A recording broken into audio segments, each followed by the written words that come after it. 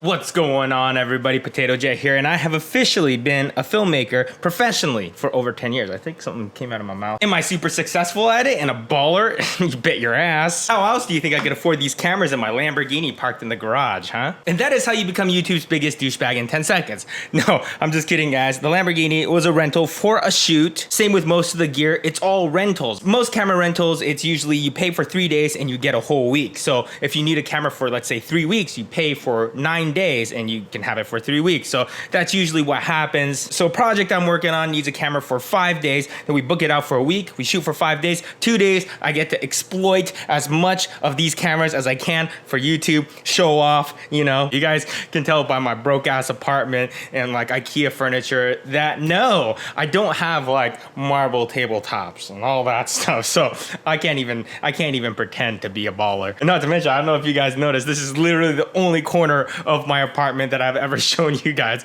because if I point the camera any other direction, it looks worse. I try to make this part look as nice as possible, but you know, you can't put lipstick on a pig. Actually you can, but it's 10 years ago is when filmmaking became my profession, as in my main source of income. Making videos was what was paying my rent, was paying my bills for ice cream sandwiches, all that stuff paid for by making videos, and that was kind of like the dream. Some of you may be like, you've been doing it professionally for 10 years, you look like you're 12. Well, that's called soft lighting. If I were to do some more direct lighting like this, you'd see all the years of disappointment that I've been through my wrinkles and eye bags of sleepless nights. And it's not necessarily what a lot of you guys might think of, just like waking up, going to a big movie set and working with famous actors and all that stuff. Some of it can be like event coverage or ad campaigns that companies are trying to run, or, you know, social media bits that people are trying to do. Obviously, you don't have to make big, huge movies to make it in the video world. When I was 16-ish is when I first started really looking for some gigs to do on the side. I would scrounge through Craigslist trying to get whatever types of jobs I could do. I posted ads on Craigslist saying, I'll make a music video for you for $150, and I put in my little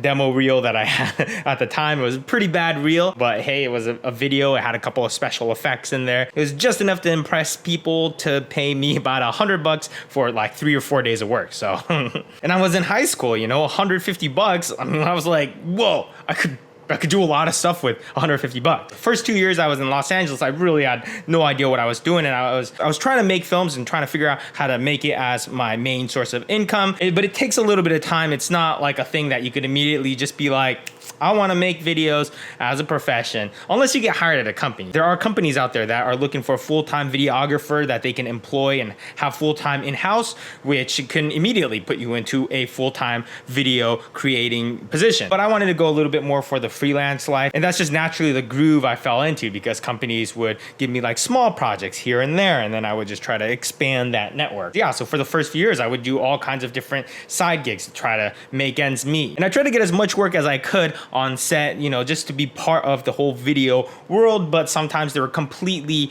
separate jobs. I was on like Craigslist every day looking for any sort of cash. And yeah, a lot of people come here with the mindset of, I'm gonna go there and just unleash my creative vision all over Hollywood. But at the same time, you could only do that for so long before you get hungry and you need to find some food. Most of the careers, you know what you want to do, you study hard for it, you enter at an entry level position, and then you move your way up, and then you generally can guess where you're gonna be at a certain stage and time. You don't really get any of that as an independent video creator. You can't really predict the future at all. So if you're like the type of person that likes to know exactly what's gonna happen, this might just be the wrong direction for you, because it's pretty tough. Unless again, you get in with a company and you work as a career and you can move up in like a media company, then that might be the way to go. But as an independent, you're literally gonna be the type that's like, I have no idea what's happening next week. I might be broke. People message me telling me that they want to do filmmaking and making videos as a career, but they're afraid because it's all about who you know. Is that true? This is my perspective from someone that's still working at it. Like, I still have a long way to go. We have all kinds of projects here and there, and some are in entertainment, some are in reality, some are in documentary, commercial, marketing, pretty big range of stuff. And almost every single project, it came from somebody I knew. The other day, we were looking at all the clients we have and all the people we work with, and almost all of it sourced all the way back up to just a couple people. I've never really put much focus into growing the network as fast as possible. possible, or going to like meet and greets and all that stuff. Whenever I would get a job, I would just focus on doing the best job I could, making sure that they know I care about the project. Being reliable, being on time, doing what you say you're gonna do is a huge one, and just being like a trustable person. From that, they tell a few people, and then you work with them, and then they tell a few people, and it all branches out like that. I've made friends that were just good people, and they have no connection to the film industry, but they have friends, and some of them I've met at a party, some of them I've met through family, one of them I've met through just doing normal errands, like stuff that you wouldn't expect to be opportunity, but you just get to know somebody and talk to them, and then they're like, hey, you want to try working on this little thing together?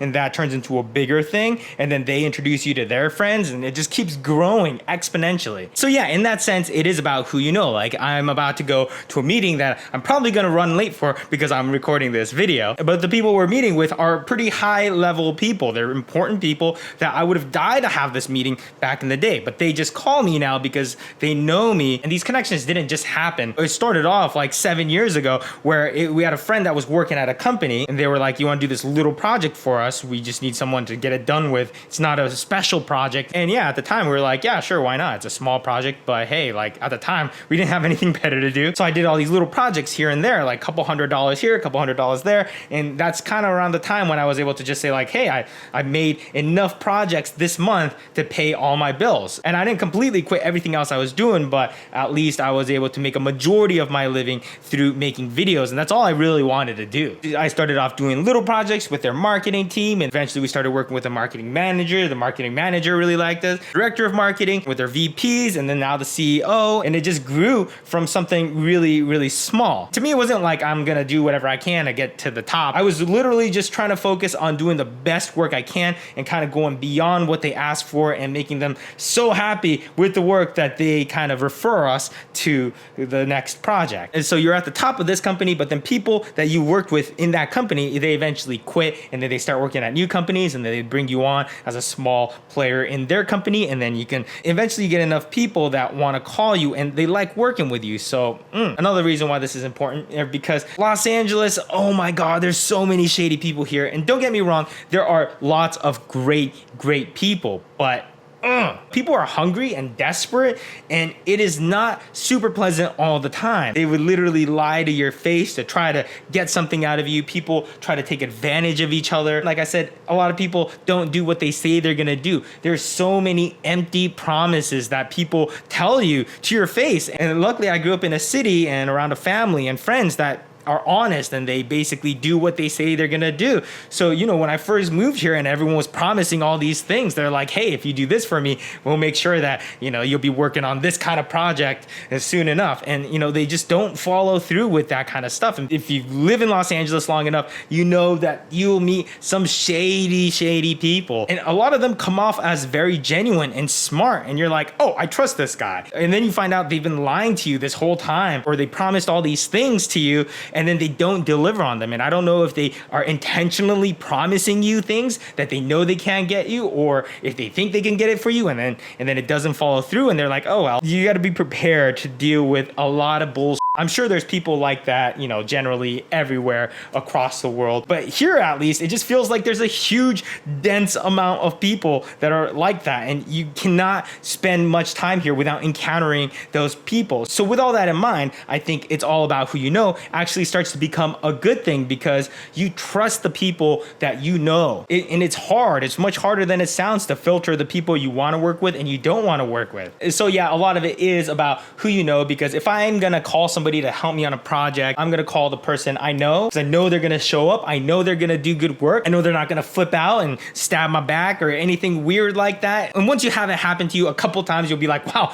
I don't really trust anybody. And you'll start calling the people you know as well. But people hear that, they go, oh, it's all about who you know. And then they look at that and they go, oh, well, I don't know anybody. There's no way I can make it in. Which is definitely not something that should stop you, because part of pursuing it is getting to know these people and opening up your network. That's just all part part of the process. So yeah, they usually are looking for people that are very talented and have that creative vision in that eye that they want.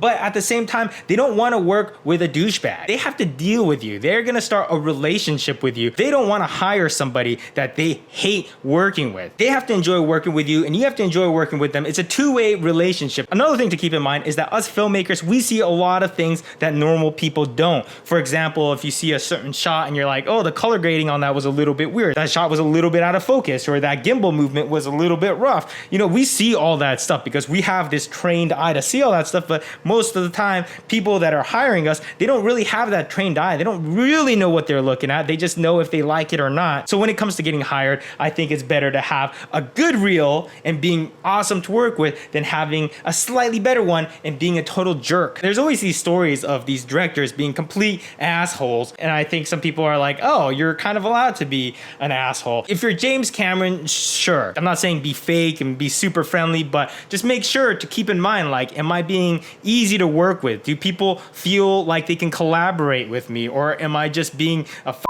Nazi? Another skill I think is kind of underrated is the ability to stay calm in a really stressful environment. If you've ever put together a production with actors and a lighting team and a camera team and all that stuff, it's stressful. You're always short on time. A lot of people aren't doing what they're supposed to be doing. Certain expectations haven't been met, and it's just like you feel like the end of the world is happening. You start sweating and everyone's like, you okay? You need some water? Your first big production, you're probably not going to be able to sleep the night before. There's always going to be something that can go wrong, and you have to be able to just kind of handle that. The first like 4 or 5 projects that I made, I was so stressed out and I was so nervous. I wasn't even focused on the creativity of the project I was creating. I was just so stressed out about the logistics and if everything was going to work out right and what's going to happen if I make this product and the client doesn't like it. A lot of times there's a lot of money on the line, and if you screw up, then you know, you just feel like you're going to destroy everything. And I think the most important thing is to be able to just like handle it and just be able to still keep a creative mind, even though there's all these things that can possibly go wrong. The weather can be bad. Having a clear mind is great for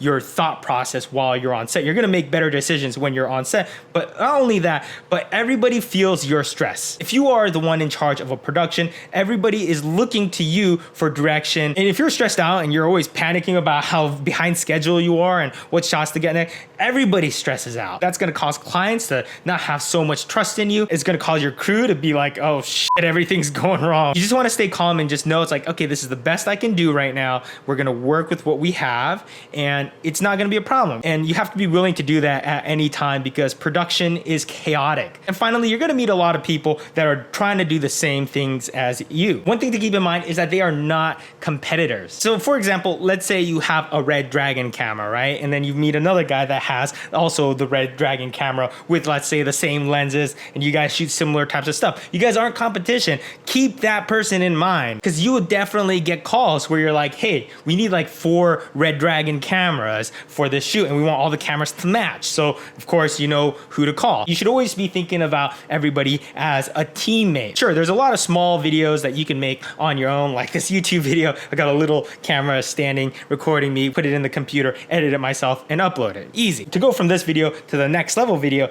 it doesn't just mean 2 times more work to make it a 2 times better video. It's like 10 times more work to make it twice as good. Every little incremental step and increase in production value or whatever means exponential more work, exponential more money. Anyways, if you could take away one thing from this video, make sure that you do what you say you're gonna do, because that is so huge. As soon as someone says, hey, they're gonna do it, and then they don't do it, I immediately lose a certain level of trust for this person. If I say I'm gonna do a project for a certain amount of time and money, like I do everything I can to make sure it stays within that region. People always go like, oh, it took longer than we expected. And that does happen sometimes. You know, a lot of times, you know, it's like, even if it's a few days late, it's not a huge deal. But I think it's important to go that extra mile to make sure you get it done when you say you're gonna get it done, even if it's super inconvenient, even if you have to stay up all night. And also be on time. Being on time to a meeting means that you care. If you show up late, you're kind of just like, oh, well, yeah, I'm here. What do you want? Which reminds me, I gotta get to a meeting right now. And congrats to the remote views giveaway winners, Caden and Jennifer. Remote views coming at you. Hope you guys make some awesome stuff with it. But Caden, I don't really know how to get a hold of you to give this to you, but you did tell me what school you go to. Service, how can I help you? Would you be able to get a hold of Caden Sanderson? Oh, school is out. Oh, it's already out. Oh wow, early summer vacation. How nice. Yeah. Kaden, Phone call. how am I supposed to get a hold of you? How am I supposed to send you this free camera? Do you not want this free camera? I'm gonna give it to somebody else if you don't respond to me. Anyways, looks like I'm getting to my destination early. Obviously, I care about my job and clients and projects, so that is why I keep getting called. And one of the biggest things we hear is, sorry we're late, there was a lot of traffic. It's like, dude, you live in Los Angeles. You deal with traffic every single day. Why wouldn't you leave early enough to account for that traffic? Because you know it's gonna happen. As a matter of fact, if there wasn't traffic, that would be really weird. You could blame it on anything that's not traffic, and it'll be a more valid reason. My house got hit by an asteroid, and I had to repair the roof on it. Obviously, I didn't have enough time to repair the whole roof, but I put a tarp over it, a bunch of bricks to surround it just so that it doesn't leak in case there's a sudden rainstorm. So sorry, that's why I'm a little bit late. And finally, I think it's also important to have a personal life. You don't want to be the person that literally just goofs off all day and doesn't get any work done. You need to get your work done, but on your free time, I would say do things that you enjoy and make sure you don't waste time by just sitting. I've met a lot of my friends through just doing fun activities, and those friends ended up becoming connections and people that I can trust. So that's more valuable than a lot of things that you can get from just working. I just got back from a backpacking trip, which was super refreshing. Backpacking's awesome because it's literally just putting everything aside. You just pack your bare essentials of what you need to survive. It just puts life back into perspective on, you know, how unimportant a lot of things are.